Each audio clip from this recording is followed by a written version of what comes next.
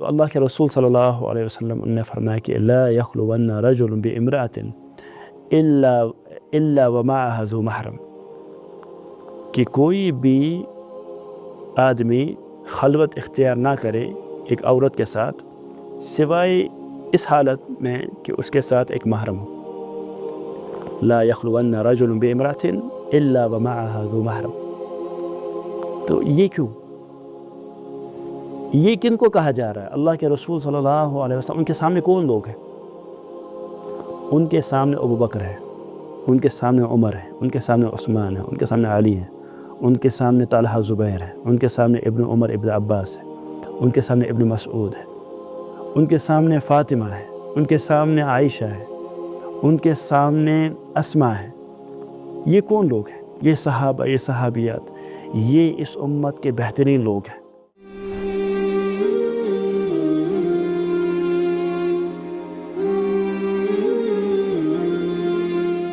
شیخ صاحب، اکثر آج کل جو نوجوان ہیں ہمارے بھائی بہن، وہ کہتے ہیں کہ اگر دو لوگ آپس میں سنسیئر ہیں، ایک دوسرے کو ریسپیکٹ بھی کرتے ہیں، تو کیوں اسلام ڈیٹنگ حرام کرتا ہے؟ کیوں ایک لڑکی کسی لڑکے کو ڈیٹ پہ نہیں بلا سکتی، یا کوئی لڑکا کسی لڑکی کو ڈیٹ پہ کیوں نہیں بلائے گا؟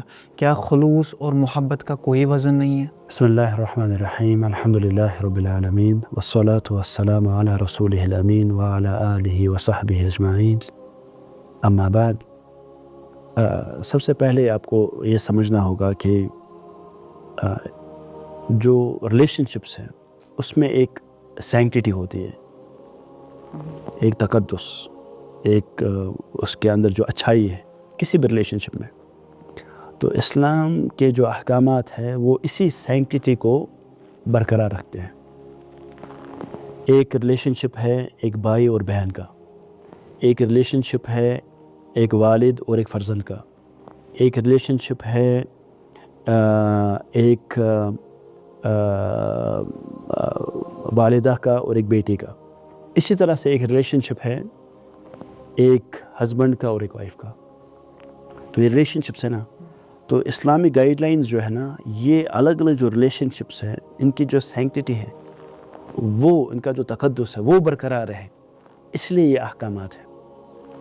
تو جہاں تک ڈیٹنگ کا سوال ہے، اور جہاں تک ایک ایسے جو وسائل لوگ استعمال کریں جو پھر شرعی احکامات سے باہر ہیں، تو آپ دیکھیں گے کہ یہ سارے وسائل ایسے ہیں، جو یہ مینز ہیں، یہ اسی تقدس کو پامال کرتے ہیں۔ تو اللہ تعالیٰ نے فرمایا وَلَا تَقْرَبُوا الزِّنَا إِنَّهُ كَانَ فَاحِشَةً وَسَاءَ سَبِيلًا۔ یہ نہیں فرمایا کہ زنا مت کرو، ڈونٹ فورنیکیٹ۔ یہ فرمایا کہ زنا کے قریب بھی مت جاؤ، فورنیکیشن کے قریب بھی مت جاؤ۔ تمام وہ سٹیپس، تمام وہ راستے، تمام وہ مسالک جو آپ کو اس اینڈ پر لے جائیں گے، تو وہ سارے مینز جو ہیں، وہ سارے راستے، وہ سارے سٹیپس جو ہیں، اس کو ایوائڈ کرو۔ کبھی ذہن میں آ سکتا ہے، جیسے آپ نے فرمایا کہ محبت، خلوص، انوسنس، کہ ہمارا تو ذہن ویسا نہیں ہے، ایسا نہیں ہے، تو آپ یہ کہہ سکتے ہو کہ میرے ذہن میں تو اس وقت ایسا نہیں ہے، لیکن کل آپ کے ذہن میں یہ سب آ سکتا ہے، نہیں آ سکتا، اس کی گارنٹی کون دے گا؟ آپ اس وقت کی جو بات ہے آپ کے ذہن میں، آپ کے من میں، وہ آپ کو پتہ ہے۔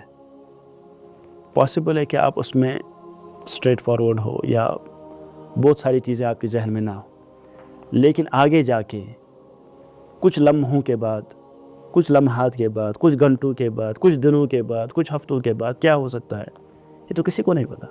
تو اللہ کے رسول صلی اللہ علیہ وسلم نے فرمایا کہ لا یخلون رجل بامرأۃ الا ومعها ذو محرم، کہ کوئی بھی آدمی خلوت اختیار نہ کرے ایک عورت کے ساتھ سوائے اس حالت میں کہ اس کے ساتھ ایک محرم ہو۔ لا یخلون رجل بامرأۃ الا ومعها ذو محرم۔ تو یہ کیوں؟ یہ کن کو کہا جا رہا ہے؟ اللہ کے رسول صلی اللہ علیہ وسلم، ان کے سامنے کون لوگ ہیں؟ ان کے سامنے ابو بکر ہے، ان کے سامنے عمر ہے، ان کے سامنے عثمان ہے، ان کے سامنے علی ہے، ان کے سامنے طلحہ زبیر ہے، ان کے سامنے ابن عمر ابن عباس ہے، ان کے سامنے ابن مسعود ہے، ان کے سامنے فاطمہ ہے، ان کے سامنے عائشہ ہے، ان کے سامنے اسما ہے. یہ کون لوگ ہیں؟ یہ صحابہ، یہ صحابیات، یہ اس امت کے بہترین لوگ ہیں. یہ اس امت کے، یعنی آپ امیجن کرو اپنی سوسائٹی میں کون متقی لوگ، پرہیزگار لوگ ہو سکتے ہیں آپ کے سوسائٹی اندر. اس کے بعد امیجن کیجئے کچھ 100 سال پہلے کیسے وہ لوگ ہوں گے، کیسے وہ ائمہ ہوں گے، کیسے وہ بزرگ ہوں گے، جو نیک لوگ اللہ تعالیٰ کے اولیاء، وہ کیسے رہے ہوں گے.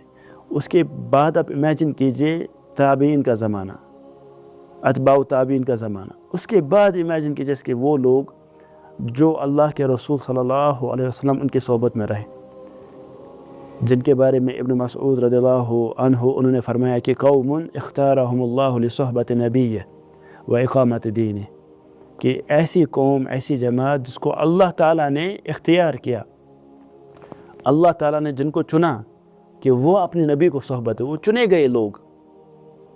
کیونکہ اللہ کے رسول صلی اللہ علیہ وسلم کی صحبت کون اختیار کریں گے؟ کافی اونچے لوگ. ان کو بھی یہ پیغام دیا جا رہا ہے کہ کوئی بھی مرد کوئی عورت کے ساتھ خلوت اختیار نہ کرے سوائے اس حالت میں کہ اس کے ساتھ محرم ہو. تو دوسرے لوگوں کی تو بات ہی نہیں ہے. یعنی جو پاکیزہ لوگ، جن کے دلوں کے اندر پاکیزگی ہے، ان کو بھی جب یہ کہا گیا پھر تو دوسروں کی بات ہی نہیں. تو اسی لیے ممکن ہے کہ کوئی کافی انوسنس ہو کسی چیز میں، دکھے ہمیں. بلکہ میں یہاں پہ ایک واقعہ آپ کو بتاؤں گا. عمر بن عبدالعزیز رحمہ اللہ، تو ان کا جو یہ واقعہ ہے، یہ ابن الجوزی رحمہ اللہ صفۃ الصفوہ میں نقل کرتے ہیں، جو ان کی کتاب ہے صفۃ الصفوہ. تو اس میں وہ بیان کرتے ہیں کہ ایک دفعہ عمر بن عبدالعزیز رحمہ اللہ وہ پاتے ہیں اپنی بیٹی کو پاتے ہیں کہ وہ خط لکھ رہے تھے کسی انجان مرد کو. اب اس زمانے کا کمیونیکیشن کیا تھا؟ خط لکھنا. اس زمانے میں آپ سمجھ لیے کہ واٹس اپ یا کال، ای میل، یہ سب چیزیں اس زمانے میں یہی تھا. تو انہوں نے جب یہ دیکھا تو انہوں نے کافی پیار کے ساتھ، حالانکہ جو یہ انٹریکشن، جو یہ خط تھا، یہ کافی انوسنٹ تھا. ہو سکتا ہے جیسے آج کے زمانے میں بہت ساری انٹریکشنز ہوتی ہیں وہ کافی انوسنٹ ہوتی ہیں، ہے نا. مطلب کافی انٹریکشنز کبھی کبھار دیکھنے کو ملتی ہے، اس کے اندر وہ فحش کا پہلو یا باقی سارے پہلو ہمیں نہیں ملتے ہیں، دیکھنے کو نہیں ملتے ہیں.